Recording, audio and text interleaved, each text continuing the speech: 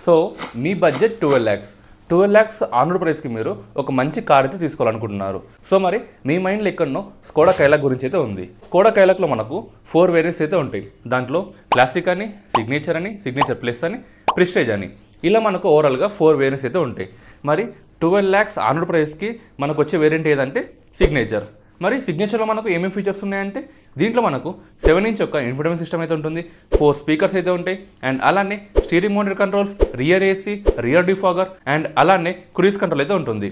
And ఇవే కాకుండా దీంట్లో మనకు సేఫ్టీ ఫీచర్స్ చూసుకున్నట్టయితే 6 ఎయిర్ బ్యాగ్స్ అయితే ఉంటాయి, ఏబిఎస్ విత్ ఈబిడి అయితే ఉంటుంది, టెంపరేచర్ మానిటర్ సిస్టమ్, ఇలా మనకు చాలా సేఫ్టీ ఫీచర్స్ అయితే ఉంటాయి.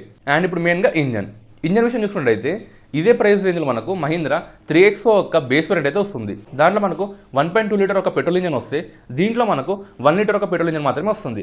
సో చాలామంది ఇక్కడనే కన్ఫ్యూజ్ అయితే అవుతుంటారు, ఎందుకంటే దాంట్లో మనకు 1.2 లీటర్ ఇంజన్ వస్తే దీంట్లో మనకు 1 లీటర్ ఇంజన్ వస్తుందని చెప్పేసి కాంప్రమైజ్ అయితే అవుతుంటారు. సో మరి నేనైతే మీకు క్లారిటీ ఇస్తాను చూడండి. దాంట్లో మనకు 1.2 లీటర్ ఇంజన్ ఇచ్చినప్పటికీ కూడా స్కోడాలో మనకు 114 ఒక బీఎస్పీ పవర్ అయితే ఉంటుంది, అండ్ దాంతోపాటు 117 న్యూటన్ ఒక టార్క్ అయితే ఉంటుంది.